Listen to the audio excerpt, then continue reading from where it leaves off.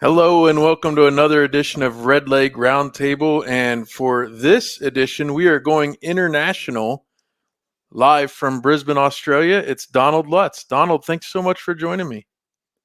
Yeah, no problem, man. Glad this worked out, and yeah, I'm excited to be featured as a guest on your podcast, man. Appreciate it. Thank you. And I love the jersey behind you. What's is that? What's behind your, I believe it's your left ear. I see yours. Is that Wait, Nowitzki?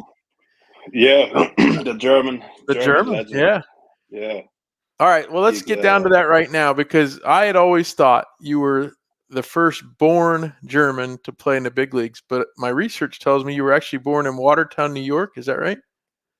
Yeah, that's correct. If you all look at a title, I was the first German developed Mm, Major League Baseball player in history, which pretty much means, yeah, I was born in New York. Mom is German. My dad was military. He was stationed over in Germany. Met my mom over there. I was born in the States. When I was about a year old, half a year old, they separated over there. My mom moved back to Germany. mhm. So I grew up just as a regular German. Like I Okay. said, German is my first language, and yeah, I didn't come over to the States really till I signed my pro contract. So All right. That clears a lot of things up. So you grew up in Germany. Um, I'm going to ask you later about Joey Votto because he's just retired this week, but he's from Canada, and a lot of folks would think that, well, if you're from up north further when it's colder and things like that, and you don't have all the competition you might have in a Florida or an Arizona growing up, it might be tougher. How did you get real baseball reps growing up in Germany? how? So I mean, my story is a little bit unique, I would say. First of all, I didn't start until I was almost 14. Oh wow. So speaking of the cold, growing up, I Mhm. played ice hockey and European handball, and then eventually, one day ice hockey and stuff, it got a little bit too expensive for my mom, and she's like, "Hey, man, like, you gotta try something else." There, and I was lucky enough there was a baseball field 2 minutes from my house, Oh wow. and I had a couple of friends, and my bigger brother played, and yeah, sorry, drifted off a little bit, but how No. did I get my reps, man? I train in the snow sometimes. You know, you in the off season, you work in these old sport facilities where you pop up a little cage or a little net, and you get your tee work in, and it's just sort of a grinding way to get your work in because obviously back in the day there was even less facilities, I would say, or just Mhm. in general tools to get you working, but everybody just try to make the most out of it in the cold weather, you know. Who taught you the game? What type of did you have coaches and things like that that really shared a lot of wisdom with you? Yeah, at my first level where I sort of went straight into the game, my brother taught me a lot. Then there was some, so how do you call them? I think expats or like Mhm. military dudes who, because we had a little military base right in the city where I lived. So I think a lot of those soldiers stayed back, and then obviously they all had some knowledge of the game. And then I also went up the ranks really quick in terms of like the German national team. So I got a lot of support and training there from higher people up in Germany. Went through a little academy down south in Bavaria, which yeah, they run an awesome program. That's where I got the first taste of actually, weightlifting, going Mm. to the cage 2 or 3 times a day, and like learning a real routine. So there's, I would say, it was a group effort out of everyone in Germany who knows baseball who taught me the game, Well, you and were a lot of signed YouTube, a lot of YouTube, a a lot lot of of YouTube. YouTube. That's great. That's great. I mean, that's certainly how we learn to do things nowadays, right? We even around my house, I've got to figure out how to fix a toilet. I say, well, let's see how YouTube does it. Um, Yeah. so you were signed by the Reds on July 15th, 2007 as an amateur free agent. How did you get discovered and what was the process like in agreeing to terms with the Reds? How did I just get discovered? So first, like I said, I was part of the German national team quite, I don't know, quickly, I guess. Yeah, I started with like 14. I think the first time playing for Germany was maybe with 15 or Wow. 16. Started playing in some European championships where you travel around, where then obviously as soon as you get on the international stage, you just, there's a lot of scouting out there. Sure. So I think I got on the radar. I remember that was when at my first tournament in Holland somewhere, a scout came up to me after the game, was like, "Hey, have you ever thought about like professional baseball?" And I was like, "I don't even know what it is." Like, I just started playing baseball for fun because Yeah. like I was still in my soccer shoes running around playing Mhm. baseball. And that's one of the first time I was like, I started Googling. I was like, what's Pro Bowl actually? Like I said, I was a little dummy, and I didn't know there's this whole wild baseball world out there, which might have been a good thing as well because I never stressed about it, never thought about really like, hey, what opportunities do I have in the game? It was pure love and passion. I just enjoyed hitting baseballs. That's really what it was. And That's awesome. yeah, then eventually the MLB used to run academies over there. Um, yeah, the MLB European academies. I think they invited the 60 best players out of all of Europe and Africa to like a 2 or 3 week camp down in Italy, and you just kind of show off a little bit. You know, you play, and then I think there's a bunch of eyes out there on you, and some kids had a chance to get to like go over to school. Some kids got a chance to go to pro ball. So yeah, that's how it all started. I didn't memorize the pronunciation of the name, but there's actually the Angels called up an Italian-born pitcher. He's gonna come up from Oh, the minor leagues here today or tomorrow. So I think it's the first awesome. time an Italian-born pitcher will be in the big leagues. Um, all right, so you did make your debut. I'm going to go ahead, but we'll track back here in a minute. You made your debut on April 29th, 2013 against St. Louis. Um, did you get called up straight from Double A? Is that how it worked? Had you not played in Triple A yet? Yeah. No, no, no. I was by then. Yeah, I got the call from Double A. I remember I was sitting in in Tennessee during a rain delay. Got called in the office, and I thought I was in trouble. Oh no. Yeah, but no, I got the call from there. I remember it was a little bit of a surprise because I mean, at spring training, I had a good spring, put up some good numbers, definitely opened some eyes. And then I was hitting only, I think, 211 on the year. Like power numbers were there. I was hitting the ball hard, but kind of right at people. And then I think, unfortunately, obviously, like I mean, you never hope for injuries, but Right. Chris Heidey, I think, pulled his hammy, and then they're like, "Hey, we need some help." So yeah, I was fortunate enough to kind of skip the AAA level.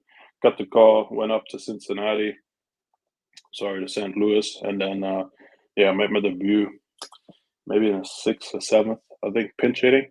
Yeah. Yeah, that was a pretty cool experience. We can talk about it more if you want, Yeah, or I another guess question. let's do that now. What was it like? I mean, certainly you make that journey from Tennessee up to play in St. Louis for the Reds. This is a Reds team that had won like 97 games the year before. There's a lot of thought that they should have probably beat the Giants in that series in 2012 and maybe gone on to win the World Series. And here they're going to be a playoff team in 2013, and you're getting the call.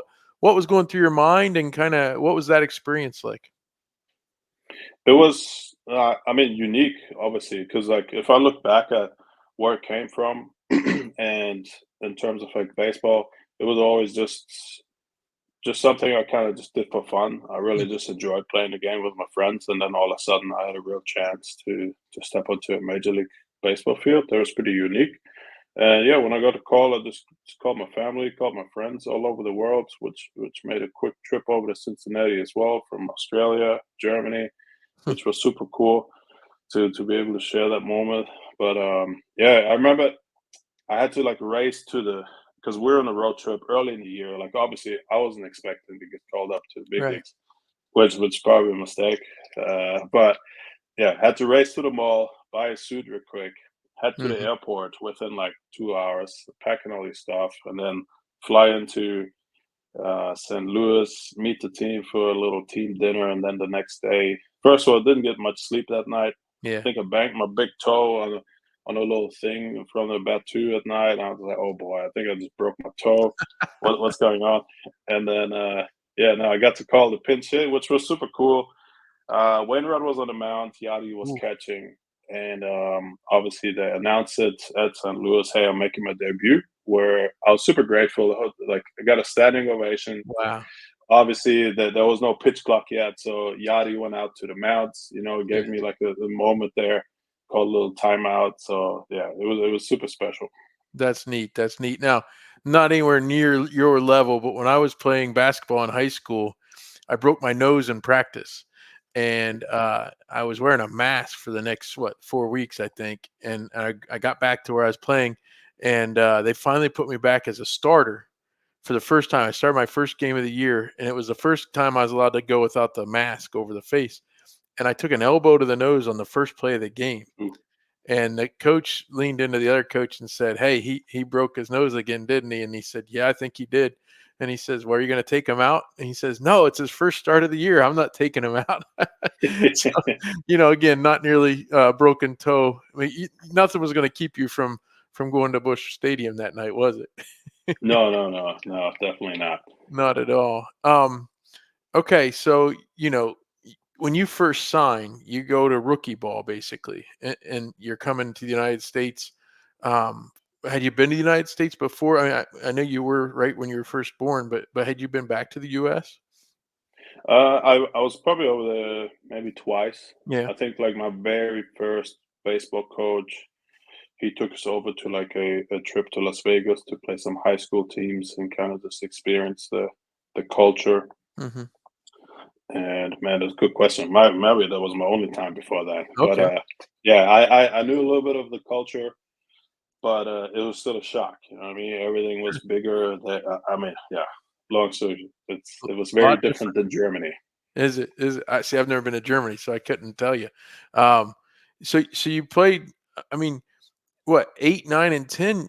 Were you injured at times? Because you played 34, 16, and 55 games in those 3 years. What was that like in 2008, 9, and 10 as you kind of got over here? But on your baseball reference, it doesn't say you've played very many games. No, I mean I was just a little kid from Germany. Yeah. I had some tools. I had some pops. Had some pop. I was able to run. Had a decent arm too, but I had to learn everything. The Yeah. game was way too fast for me. Like I said, growing up playing against kids in Germany my age, I faced 75 to 80, Yeah. Exactly. 85, maybe on a lucky day where you're like, oh my God, this guy's throwing fuzz. So now I was super fortunate that the Reds actually gave me time to develop in Hmm. terms of catching up to the game speed. Just coming from Germany, they're like, yeah, okay, this guy needs a little bit. So I didn't play much, as you can see in my numbers, but Right. I was in the cage. I was first in the cage. I was last to leave. I got my extra work in every day. Obviously, I probably annoyed a lot of my staff with the Reds because I was always knocking on the door, the coach's Yeah. office, say, "Hey man, can I get some more reps? Can I get some more reps?" And eventually, I think that paid off. Where when I got a chance to play that, I was finally caught up to the game of speed, and I was able to compete. Well, I mean, in your situation, that's real. And Joey Votto, again, talking about him, it took him a little longer than most would be Hall of Famers would take to get to the big leagues. But at the same time, if you don't put that work in, you're probably not, coming back year after year, right? I mean, that's part of Mhm. it. Now, in 2010, you did hit 286, and you started. It looks like to start to kind of develop a little more. Can you tell me a little bit about that transition from 2010, and then I believe in 2011 you were up in Dayton, is that right? Yeah, yeah. 2010 should have been Billings, Montana. That was a Okay. short season A Yeah. ball. That's like first time playing from the fans. Like I said, I think I just I was able to I learned a position by then as well. I was kind of like, hey, playing outfield and first base. Where when I first came over, I didn't really even know what position I played. It was obviously you might know Pat Kelly. I think his son Yeah. just got called up with the Reds actually, Yeah. and You did. he was my manager. We had 14 or 15 outfielders in extended spring training, and he was like, "Hey man, if you want some at bats, go grab a first base glove. Like I'll Right. be able to get you in there." So that's how my first base career started. And then yeah, actually, because we want to talk about Joey Votto, Yeah, when you he played signed his some 10-year for him. deal, Yeah. yeah, I got a call and they're like, "Hey man, get your outfield glove because yeah, I don't think he'll be up there at first anytime soon." So That's that's right. when I jumped back into the outfield. Sorry, I just jumped to 2014. But yeah, 2010 Billings, first time I felt like playing real baseball in front of fans. You're doing Uh-huh. road trips, you're on the buses, like the full grind. But I was just able to get a little more consistent playing time. So Sure. obviously, when you get more playing time, it's a little bit easier to get in the groove. That I would say so, but then you go to Dayton in 2011. That's Class A ball, and man, you hit 301. You got on base at a 358 clip. I mean, you kind of put some things together that you hit 20 home runs. What was it like playing in Dayton? They sell out every game, and I know. Did you have a host family in Dayton? I know they do that sometimes.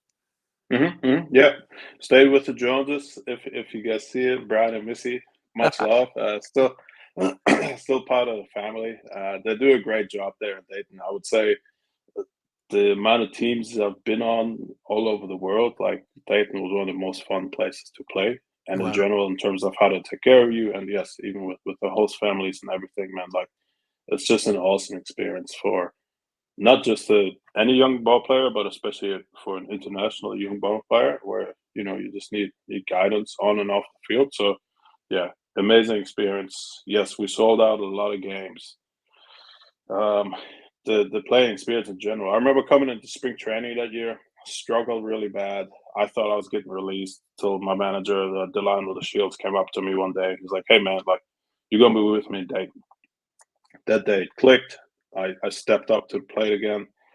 And I think the first half, I didn't get to start much. I think I was sharing time a little bit at the 18, some outfield, some first base.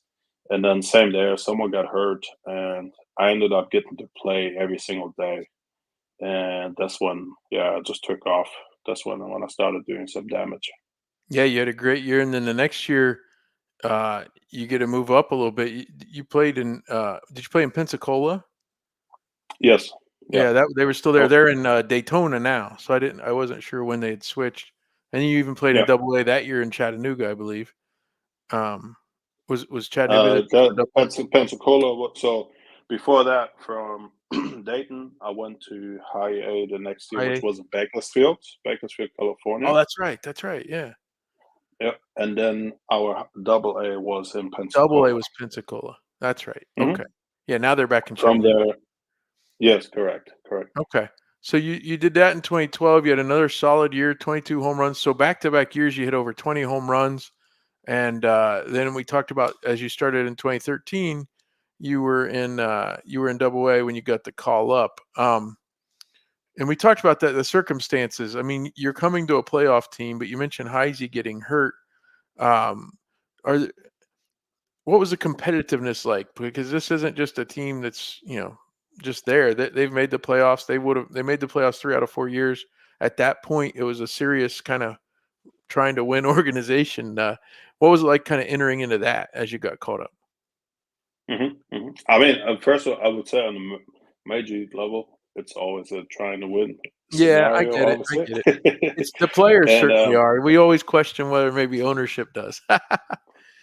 and the I mean, for me, I was just riding the high of getting called up. So hmm I kind of you just go about your business the same way you learn it. You're a professional. You're getting paid to do a job, and you just try to do your best. Really, you know what I Yeah. mean. So for me, I was welcomed with open arms, which was amazing, and I felt like leadership was great on and off the field. So it was just come in, you know, don't cause too much noise. Yeah. Do your part, what you're supposed to do your job, and then yeah, you just go about your business every day.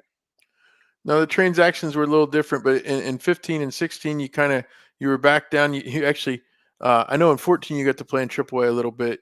A friend of mine, Matt Andrews, called the games on the radio down there, and I asked him about you, and he said you're a great guy and good teammate down there. So certainly good plug there.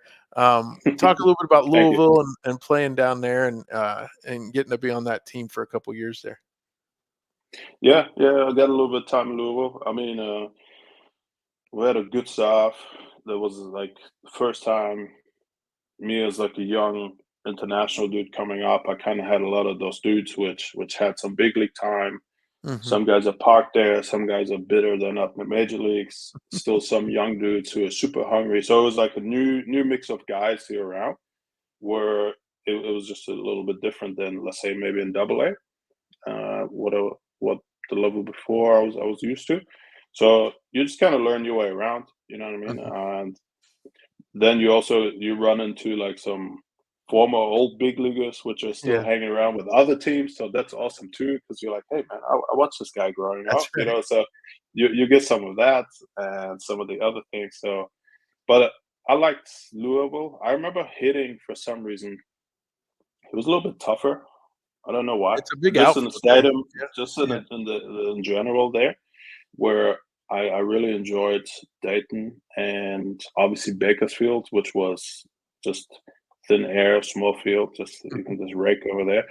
And even Pensacola with the wind blowing in at times, I like that too. But yeah, Louisville, great city, lot of sport, and the people were good too. I know we never had a lot of full stands, which I love playing in front of people. You know what I mean? I Yeah. love the atmosphere. But then again, I think things change a little bit now when I watch some of those games. So yeah, good, definitely good times. And Pat Kelly's still down there managing. He's a Yeah, long time yeah, guy. just 2000s win this year. Yeah, that's That amazing. was awesome. That's Yeah, amazing.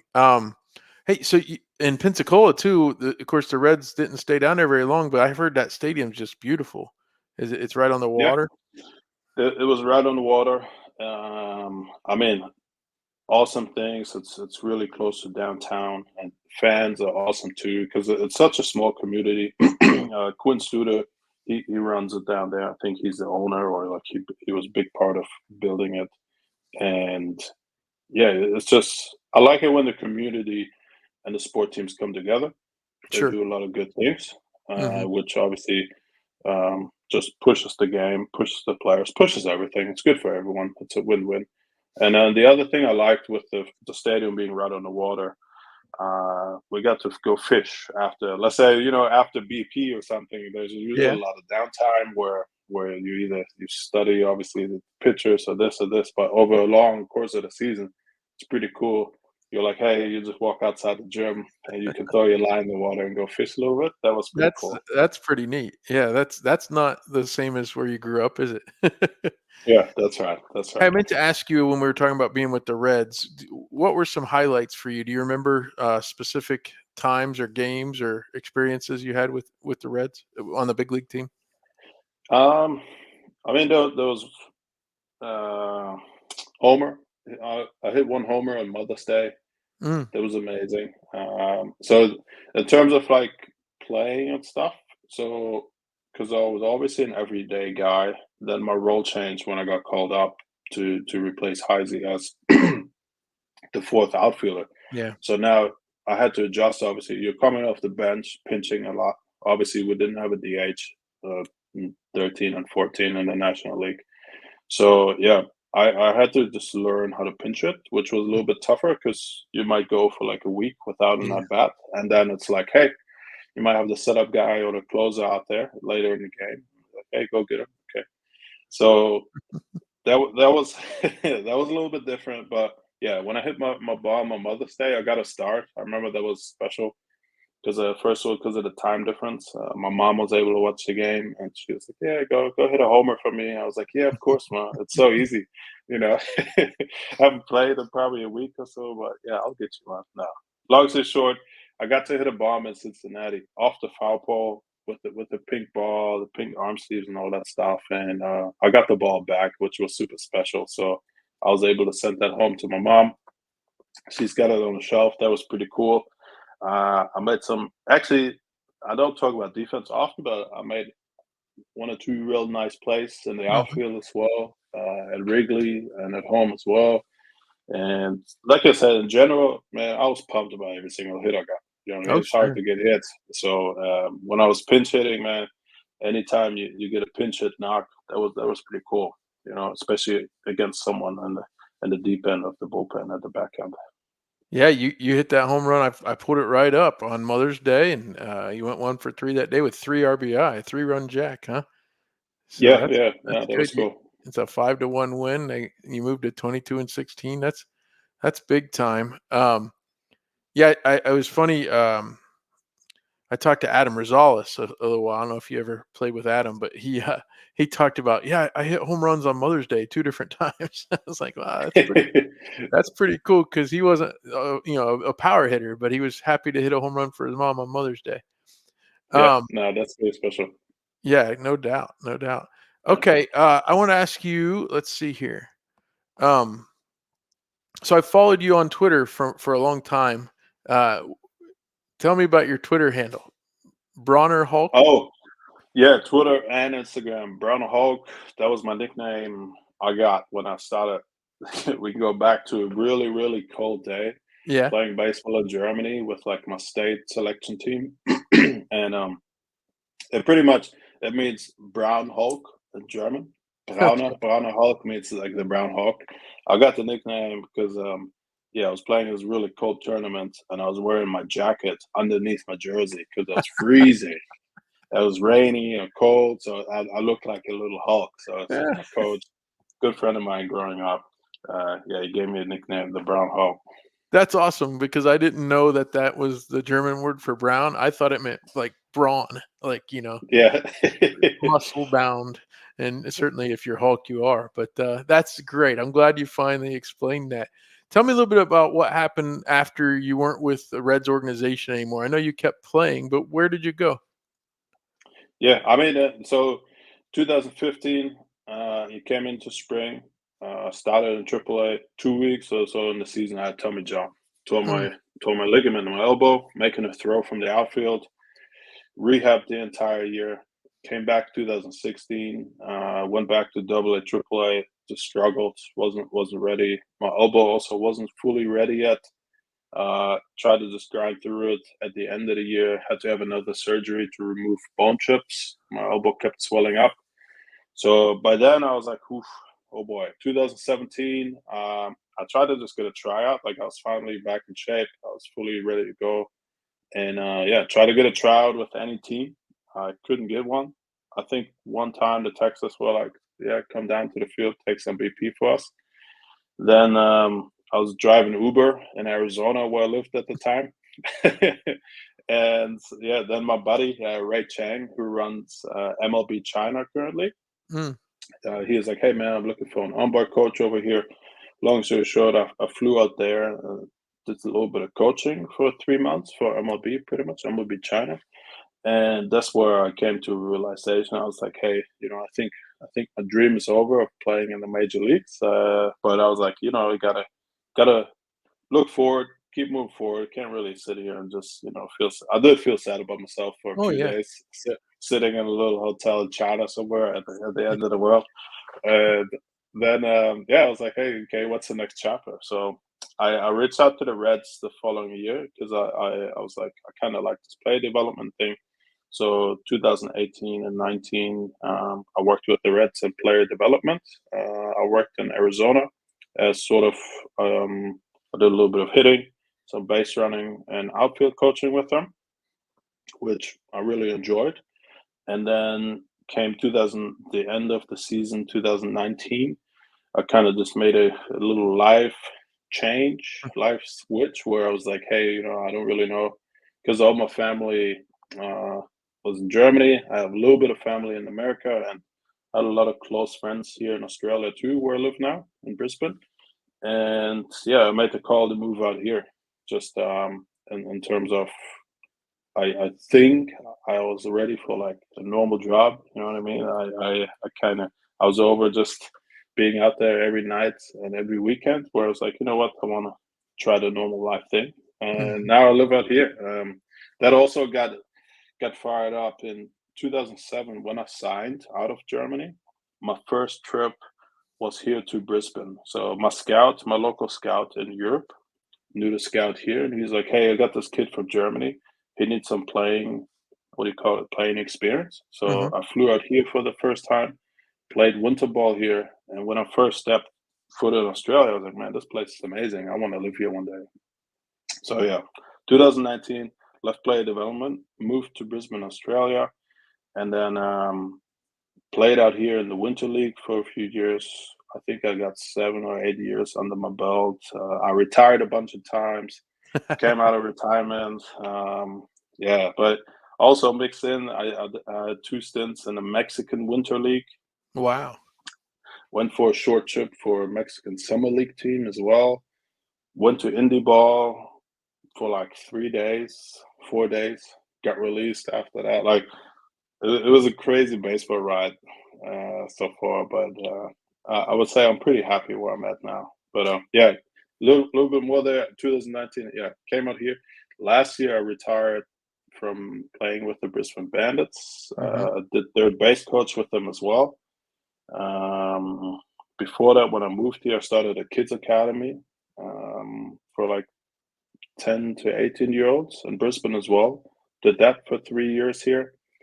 And yeah, long story short, last year after coaching, I was like, hey, I think I still have a little bit juice left in the tank. So got a personal trainer, been working on getting back into shape, and then Yeah, just working on my comeback for this coming season in that's November. great.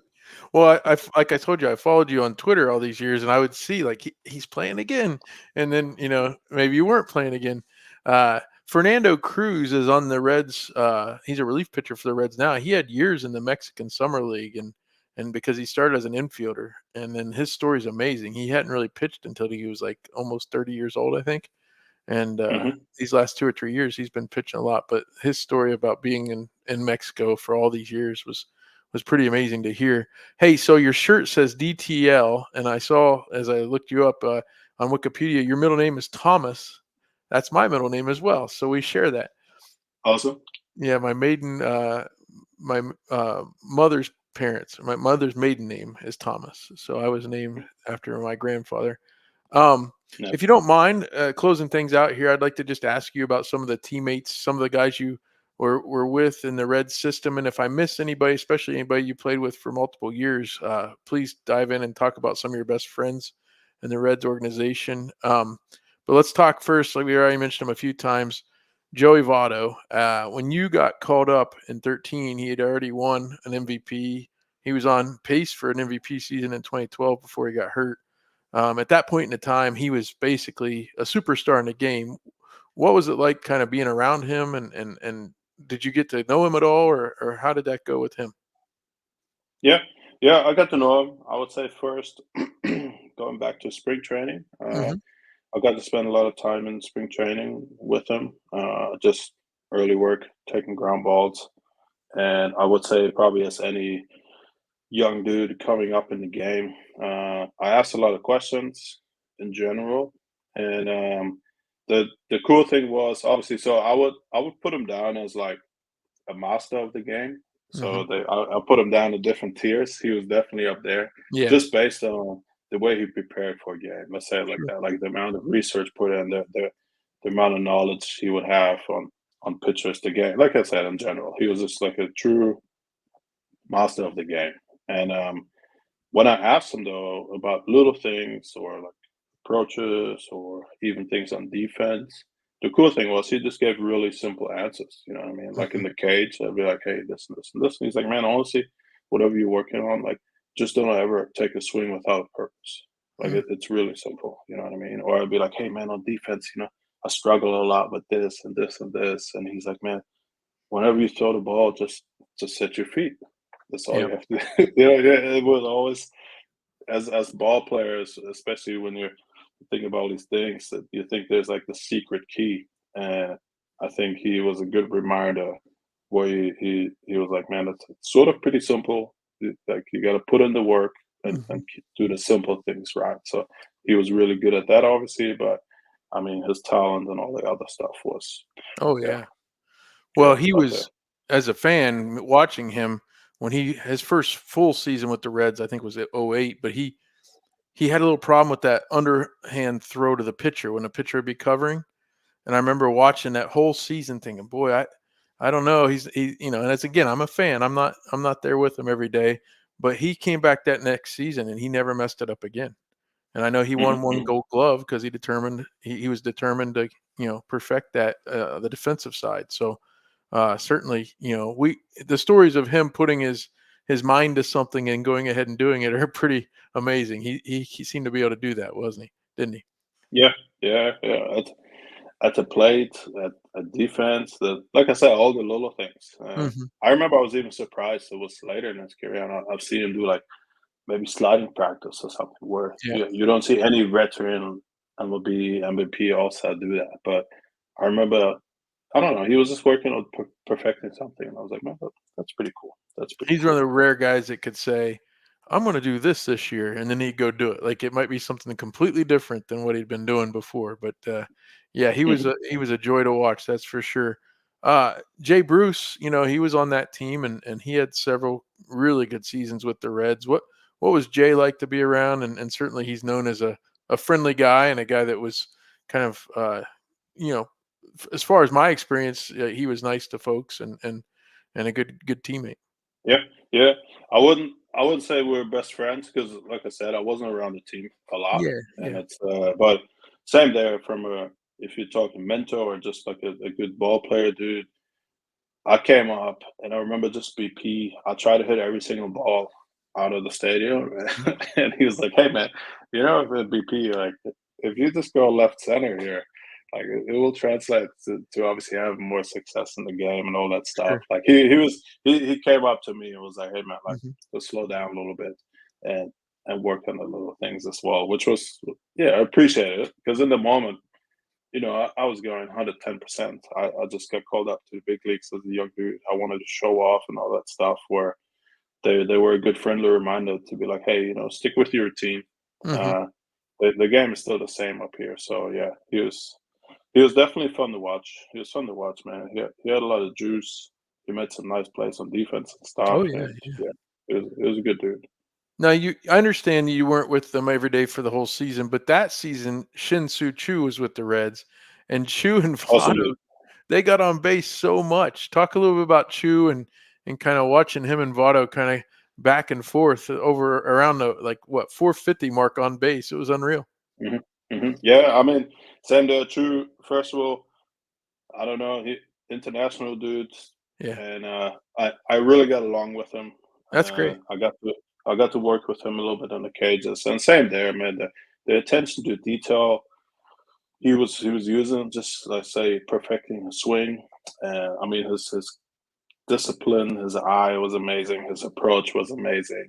He was a super strong dude too. He was super like he had this compact swing, and I remember he was able to pick me up too because like I went through like doubts, little stretches. So let's say I came up to pinch hit, struck out, and then you might sit on your strikeout for like 3 days, and Mhm. you're like, man, like what's going on? And I remember he used to come over to me. He's like, hey man, as a pinch hitter, if you just hit the ball hard once in a while, like if you give yourself a chance, like you're doing really well. So I remember he was kind of picking me up on the mental side of the game as well, which was really cool, which I really appreciated.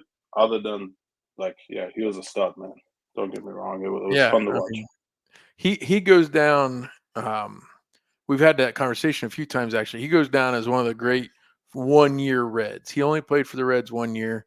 There's a couple other guys, Greg Vaughn and Mike Cameron were on the Reds in 1999 when they won 96 games. They came out of nowhere to do that, and they both only played for the Reds that 1 year. So there's certain guys like that are like, we'll always remember them. And a Hmm. guy like Chu, that, I mean, he was pretty unreal. Speaking of unreal, Brandon Phillips made a lot of great plays at second base. Did you ever marvel at kind of the things he could do on a daily basis? Yeah, I mean, shit, same there. He had crazy routine. Every every time you go out with his flood glove, he do the same routine every single day. He was super disciplined, working, perfecting his swing as well. His energy was up here every day, and he kind of took me under his wing a little bit as well. He kind of looked after me, so I was really appreciative there. And yeah, man, it was the coolest thing was I would say just the energy he brought every day, clubhouse, Yeah. field, wherever. It's because like with a bat, usually people get excited about the bat. Like everybody likes good hits, big hits, Mhm. or driving and runs that brings energy. But he was a dude who could. He's obviously his nickname was that dude That BP. dude. He was a That's dude right. who could bring the energy from a defensive side of things. You know what I mean? So that was pretty special as well. Not taking anything away from his bat, but No, yeah, the he yeah. defense was very special. Yeah, he had But some then good.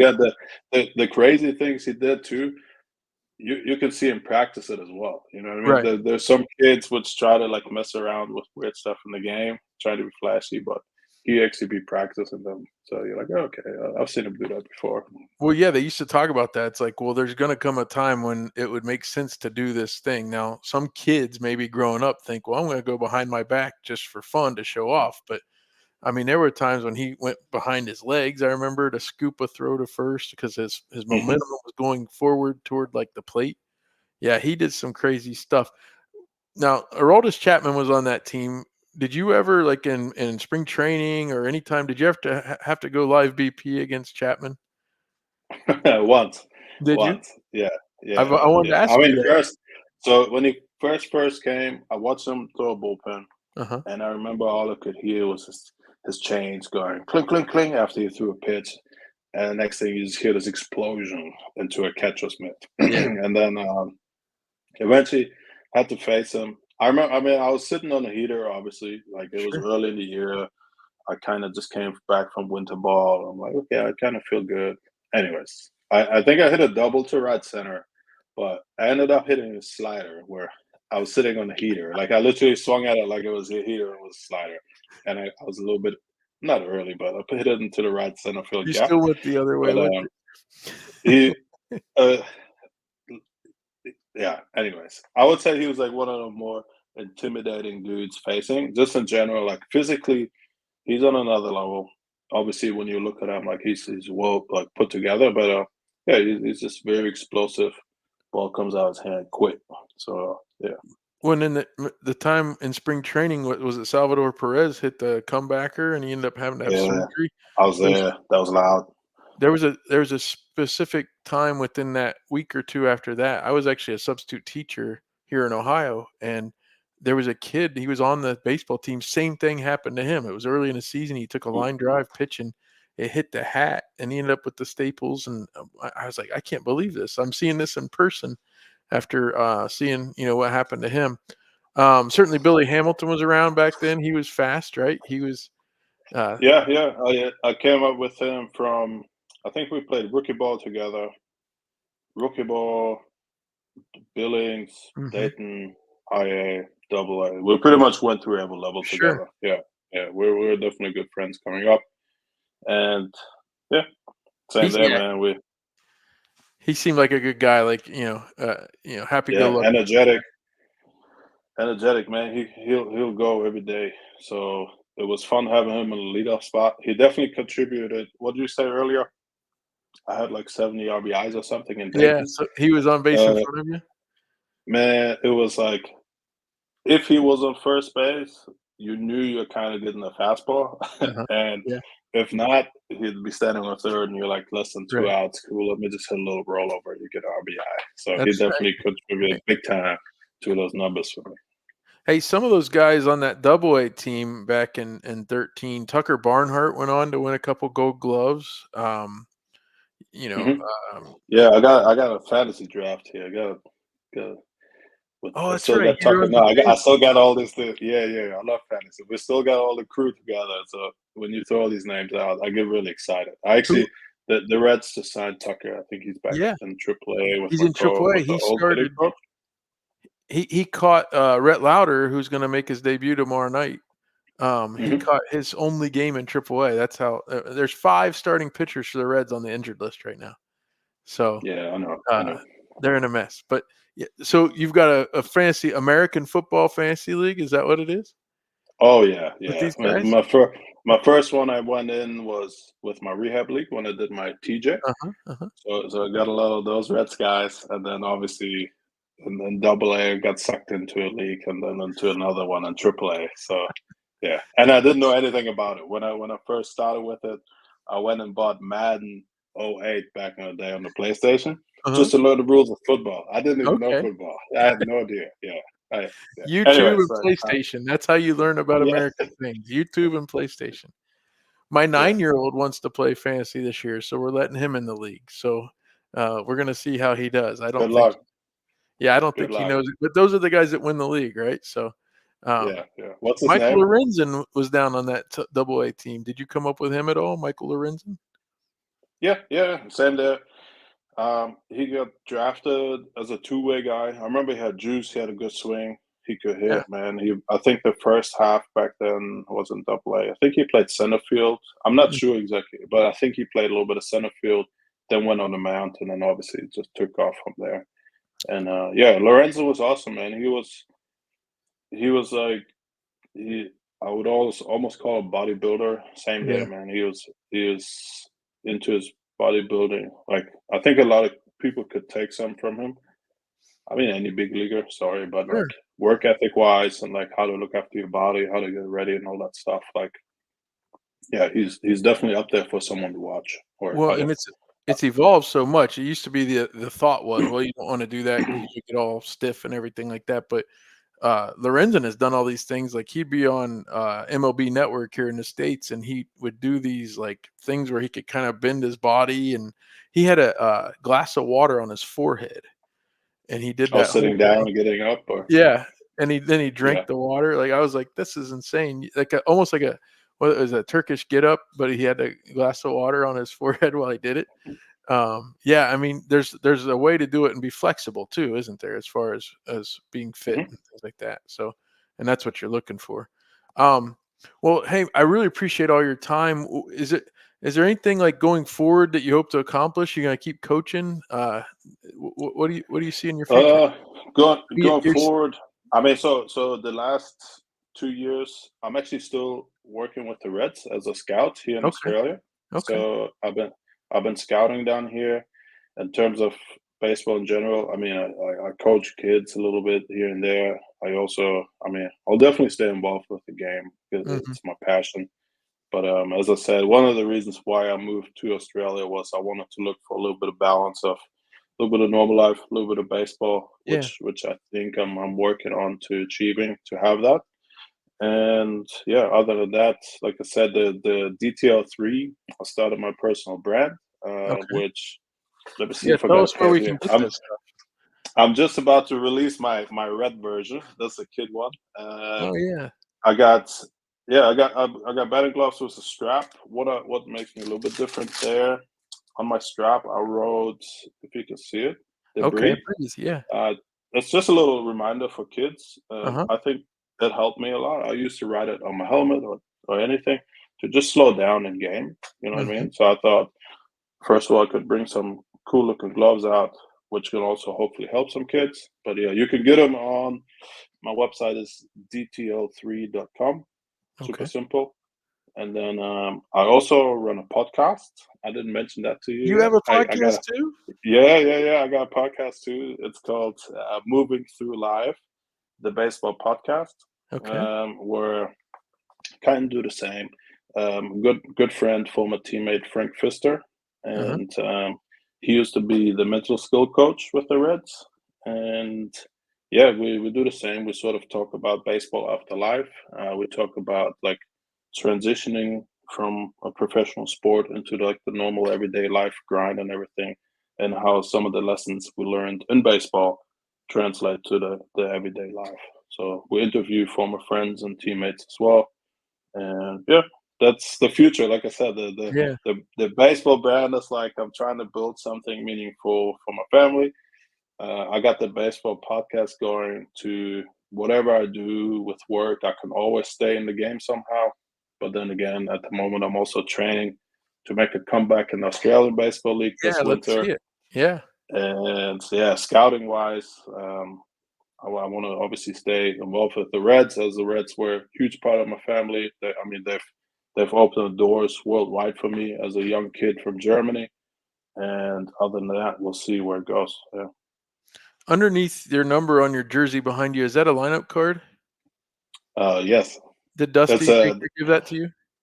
yeah. It was for my first homer. It was for Okay. my first homer. Yeah, Yeah, when yeah. I talked to Adam Rosario, he showed me a few of his jerseys, but he had two different ones that Dusty had, given to him and, from that day. That I always thought that was a really nice touch, that, he's thinking of you, Hmm. but it's something you'll always remember, right?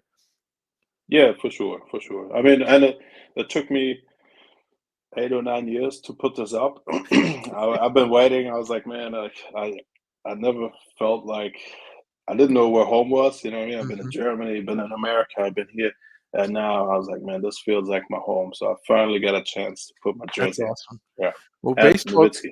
yeah, Sorry. and Nowitzki. Yeah, he was an amazing player too, right? I mean, the things he was able to do. But baseball took you around the world. You've been so many places. That's really cool. And Brisbane is where you call home now. Thanks so much again for joining me. I really appreciate it. Yeah, no worries. I appreciate it, man.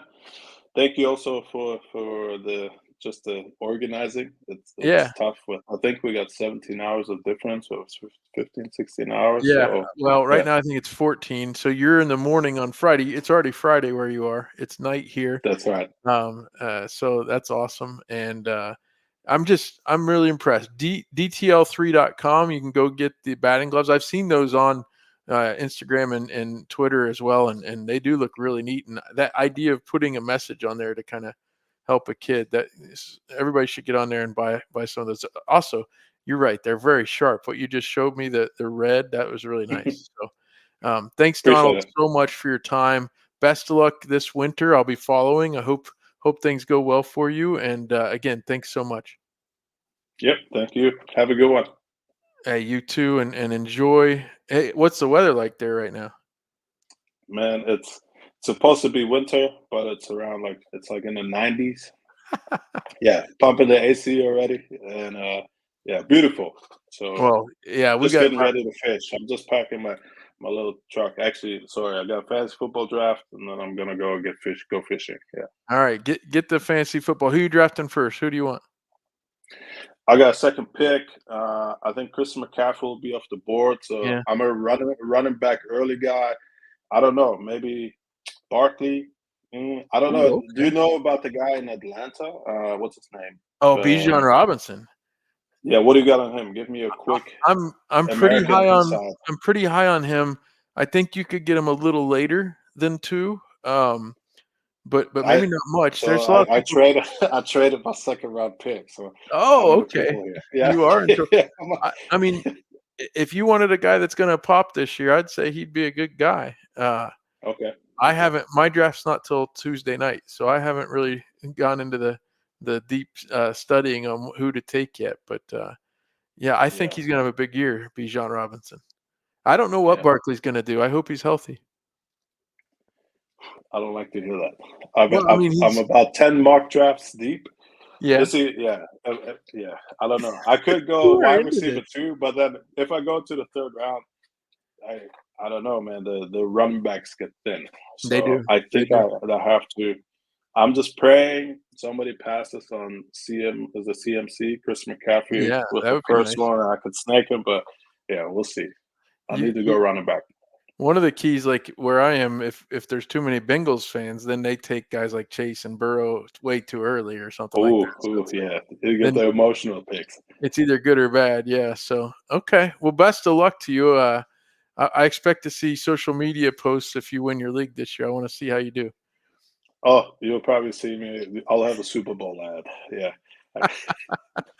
All right, Donald Lutz, thanks so much. Hang on the line here. I'm going to hit the outro and we'll chat for just a second.